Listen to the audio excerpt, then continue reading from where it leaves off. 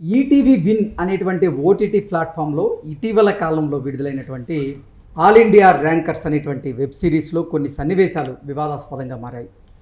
ఒక సామాజిక వర్గాన్ని లక్ష్యంగా చేసుకొని కొన్ని సన్నివేశాలు తెరకెక్కాయి అంటూ విమర్శలు రావడంతో ఆ వెబ్ సిరీస్ డైరెక్టర్ అయినటువంటి సందీప్ రాజ్ ఆయన క్షమాపణలు తెలియజేసేటువంటి పరిస్థితి అయితే వచ్చింది. ఈ నేపథ్యంలోనే అసలు ఒక సామాజిక వర్గాన్ని టార్గెట్గా చేసుకొని ఆ దర్శకుడు నిజంగా కొన్ని సన్నివేశాలను తెరకెక్కించారు లేదా, ఈ వివాదం ఏంటనేది పూర్తి స్థాయిలో మనం విశ్లేషణ చేసుకుందాం. ప్రస్తుతం మనతో పాటున్నారు ప్రముఖ రాజకీయ విశ్లేషకులు, ప్రముఖ సీనియర్ జర్నలిస్ట్ దుర్గా వడ్లమణి గారు. వారితో మాట్లాడదాం.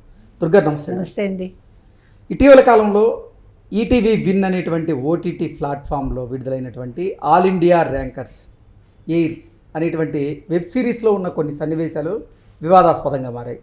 ఒక సామాజిక వర్గాన్ని టార్గెట్గా చేసుకొని అందులో కొన్ని సన్నివేశాలను తెరకెక్కించారనేటువంటి విమర్శలు రావడంతో దర్శకుడైనటువంటి సందీప్ రాజ్ ఆయన క్షమాపణలు చెప్పారు. అసలు ఏంటి మేడం, ఆ ఓటీటీ ప్లాట్ఫామ్లో విడుదలైనటువంటి ఈ వెబ్ సిరీస్లో ఎటువంటి సన్నివేశాలు ఉన్నాయి, ఏం జరుగుతుంది? మీరు అన్నట్టుగా ముగ్గురు అబ్బాయిలు వాళ్ళు 10th పాస్ అయ్యాక ఇంటర్ కోసం ఒక కాలేజ్లో జాయిన్ అవుతారు. ఓకే. అంటే ఇప్పుడు మీకు చాలా కాలేజెస్ ఉంటాయి కదా, వాళ్ళకి ఫర్దర్గా కూడా వాళ్ళు ఇంజనీరింగ్ చదువుకోవడానికి అవకాశాలు కల్పిస్తూ అంటే వాటికి శిక్షణ ఇచ్చేలాగా అట్లా ఒక ప్రైవేట్ కాలేజ్లో వీళ్ళు జాయిన్ అవుతారు. జాయిన్ అయినప్పుడు ఈయన అంటే అందులో నేపథ్యంలో ఒక సామాజిక వర్గాన్ని ఆయన కించపరిచినట్టుగా చేశారు. అంటే సీ హౌ డేర్ అనేది ఒక డైలాగ్. అంటే మీకు అర్థమై ఉండాలి, సీ హౌ డేర్ అండలో సి అంటే ఎవరు అనేది. అంటే ప్రత్యేకంగా ఒక సామాజిక వర్గం అనేది డామినేట్ చేస్తోంది. అంటే మొత్తాన్ని కలిపితే ఒక సామాజిక వర్గ పేరు వస్తుంది అంటారు? మొత్తం అక్కర్లేదు, సిలోనే ఒక సామాజిక వర్గం వస్తుంది.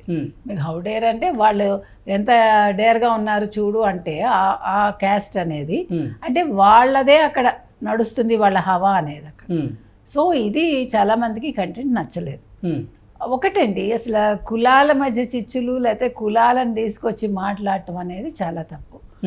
ఇప్పుడు ఫర్ ఎగ్జాంపుల్ మీకు ఇప్పుడు Janaki versus Kerala state of Kerala ఒక సినిమా వస్తుంది.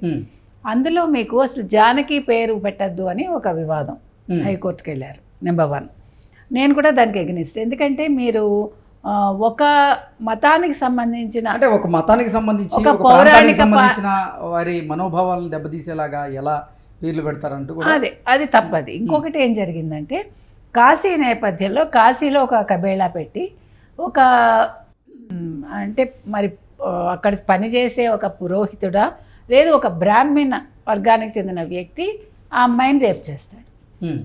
ఇది ఎంతవరకు సబబు? అంటే అక్కడ ఖండిస్తున్నాం మనం, ఇక్కడ ఖండిస్తున్నాం మనం చెప్తున్నది అది. మీరు సినిమాల్లో మీకు మరి కాశ్మీరీ ఫైల్స్ తీసినప్పుడు మీరందరూ ఏం మాట్లాడారు, ఎంతమందికి అలా అయింది, ఒకళ్ళకో ఇద్దరికో, మీరు 30,000 మంది అని అలా చెప్తారు. కేరళ ఫైల్స్ కూడా అలాగే జరిగింది కదా. అంటే మీరు ఒక వర్గం దాకా వచ్చేసరికి మీ అభిప్రాయాలు ఒకలా ఉంటున్నాయి. మిగతా హిందువులు అనేసరికి మీరందరూ కూడా లేకపోతే బ్రాహ్మిన్స్ అనేసరికి మీరు ఎందుకు పెద్ద విలువ ఇవ్వట్లేదు. ఈవెన్ కన్నప్పలో కూడా మనకి వివాదం వచ్చింది. అంటే ఫస్ట్ నుంచి కూడా మోహన్ బాబు కొంచెం బ్రాహ్మిన్స్ చిన్న చూపు చూడటం, బ్రాహ్మిన్స్ మీద చాలా చీప్గా డైలాగ్స్ పెట్టడం ఈవెన్ రాఘవేంద్రరావు గారి సినిమాలో కూడా జరిగింది అది. అందుకని ఇక్కడ కూడా ఇప్పుడు irrespective of caste and creed మీరు ఒక సినిమా తీయండి లేకపోతే వెబ్ సిరీస్ తీయండి, దానికి అబ్జెక్షన్ ఉండదు. సో సందీప్ రాజ్ అనేవాడు ఒక డాకు మహారాజ్కి పనిచేసి మళ్ళీ ఇవాళ ఈ వెబ్ సిరీస్లో ఈ రకంగా ఎలా చేశారు, నెంబర్ 1. నెంబర్ 2, ఈటీవీ విన్లో ఇది వచ్చింది. అసలు సాధారణంగా మీకు ఎట్లా ఉంటుందంటేనండి, ఒక సంస్థల్లో మనకి ఒక సీరియల్ కానీ లేదు ఒక వెబ్ సిరీస్ కానీ ఒక సినిమా కానీ ఒకటి వాళ్ళు పంపించే ముందు అంటే ప్రదర్శన చేసే ముందు ఒక టీం ఉంటుంది ఖచ్చితంగా, వాళ్ళు దాన్ని వెరిఫై చేస్తారు. మరి ఇక్కడ వెరిఫై చేయకుండా జరిగిందా? అది కూడా ఈటీవీ లాంటి సంస్థలో ఆ సామాజిక నేపథ్యం ఉన్నవాళ్ళు, ఆ సామాజిక వర్గానికి చెందిన వాళ్ళు, అదొకటి ఆశ్చర్యంగా ఉంది మనకి.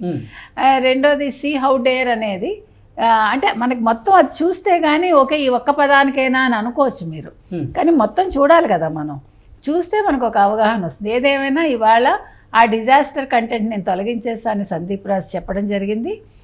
రెండోది ఆయన ఏమన్నారంటే, ఇదే నేను జనవరిలో మంచి పేరు తెచ్చుకున్నాను, సో అప్పుడు పొగడ్డానికి ఇప్పుడు తెగడ్డానికి అది కొంచెం ఇబ్బందిగా ఉంది నాకు అన్నట్టు మాట్లాడారు. అంటే జనవరి నెలలో అందరూ నన్ను పొగడ్తలతో ముంచెత్తారు, అదే జూలైకి వచ్చేసరికి పరిస్థితులు మారాయా? నా మీద అంత ద్వేషమా? ప్రజలు అలాగే ఉంటారండి. ఇప్పుడు నచ్చితే నెత్తిన పెట్టుకుంటారు, నచ్చకపోతే కింద పడేస్తారు. కాబట్టి అది మీలో ఉండాలి. ఒక డైరెక్టర్గా మీరు ఆ సమతుల్యత పాటించాలి. ఇవాళ మనకి ఒక విజయం వచ్చేసిందని ఒక సామాజిక వర్గం మీద విషం జిమ్ముతూ ఆ సామాజిక వర్గాన్ని లక్ష్యంగా చేసుకొని కొన్ని సన్నివేశాలు తెరకెక్కించడం అనేది అసలు ఎలా చూడాలి? అంటే నిజంగా అందరినీ సమానంగా చూడాలి, కలుపుకొని పోవాలి అని భావిస్తున్నటువంటి ఈ రోజుల్లో ఇలా ఒక సామాజిక వర్గం పేరు ఎత్తడం, ఆ సామాజిక వర్గాన్ని టార్గెట్గా చేసుకొని కొన్ని సన్నివేశాలు తెరకెక్కించడం ఏంటి? అంటే ఆ సామాజిక వర్గ ప్రజల్ని చిన్నచూపు చేసేలాగా అది ఉంది, వారి మనోభావాలు దెబ్బతీసేలాగా ఉందంటూ కొంతమంది నెటిజన్లు అభిప్రాయం వ్యక్తం చేయడం ఎలా చూడాలి? ఖచ్చితంగా తప్పండి. ఏ సామాజిక వర్గమైనా మీరు ఒక కులాన్ని బేస్ చేసుకుని మాట్లాడుకోండి. ఇష్యూ బేస్డ్గా ఉండాలి ఏదైనా కూడా. ఇక్కడ కులాలు మతాలు మనకు అవసరంలా. ఇప్పుడు మీరు ఒక హిందూ మతానికి సంబంధించి ఒక పౌరాణిక పాత్రను ఎట్లా కించపరిచారో అదే రకంగా ఇంకొక మతానికి సంబంధించిన ఒక క్యారెక్టర్ పేరు అక్కడ పెట్టగలరా? పెట్టి ఉండొచ్చుగా, అంతేనా?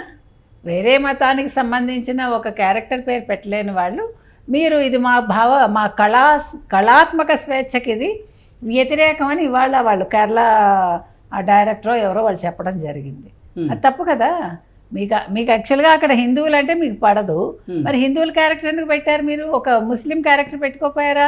ఒక క్రిస్టియన్ క్యారెక్టర్ పేరు పెట్టుకోకపోయారా? ఎందుకంటున్నానంటే మీకు లోకువ హిందువులు అంటే. అదేవిధంగా కొన్ని కులాలంటే మీకు అంటే వాళ్ళు బాగా ఎదిగితే మీరు చూడలేరా? ఒక కులం అనేది అన్ని రంగాల్లో అభివృద్ధి చెందితే మీరు తట్టుకోలేకపోతున్నారా? అందుకనే ఇలాంటి కాంట్రవర్సీలు వస్తున్నాయా? ఏది ఏమైనా అంటే ఒక చట్టం కూడా రావాలి. ఒక సామాజిక వర్గం మీద ఉన్నటువంటి అభిప్రాయాన్ని ప్రజల మీద రుద్దడాన్ని ఎలా చూడాలి? చాలా తప్పది.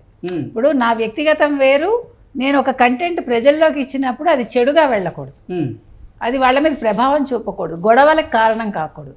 ఇప్పుడు కులాల మధ్య చిచ్చు రేపకూడదు. ఇప్పుడు అది చిచ్చు రేపేదిలా ఉంది అన్నారు కాబట్టి ఆయన ఆ కంటెంట్ని తీసేశాడు. అంటే ఎన్నో సినిమాల్లో ఎన్నో సామాజిక వర్గాలని లక్ష్యంగా చేసుకొని కొన్ని సన్నివేశాలను అయితే ఎక్కడా చేయకూడదండి, ఎక్కడా చేయకూడదు. మీరు అన్నట్టుగా ఇది యాక్చువల్గా సీ హౌ డేర్ అన్నప్పుడు ఇందులో తప్పు అయితే మనకు కనిపించలే. అంటే అదే అన్నాను నేను ఇందాక మీతోటి, మన కంటిన్యూటీ చూస్తే కానీ వీ కెనాట్ సే ఎనీథింగ్. ఒక చిన్న ఒక అక్షరం పట్టుకుని మన కన్క్లూజన్స్కి రాకూడదు. That's what I'm saying. At the same time అసలు నొప్పిస్తుంది అన్నప్పుడు మీరు ఏ కులాన్ని కానీ ఏ మతాన్ని కానీ వ్యక్తిగతంగా కూడా ఎవరిని కించపరచకండి అని మనం చెప్తున్నాం. ఓకే అండి, థ్యాంక్ యూ సో మచ్.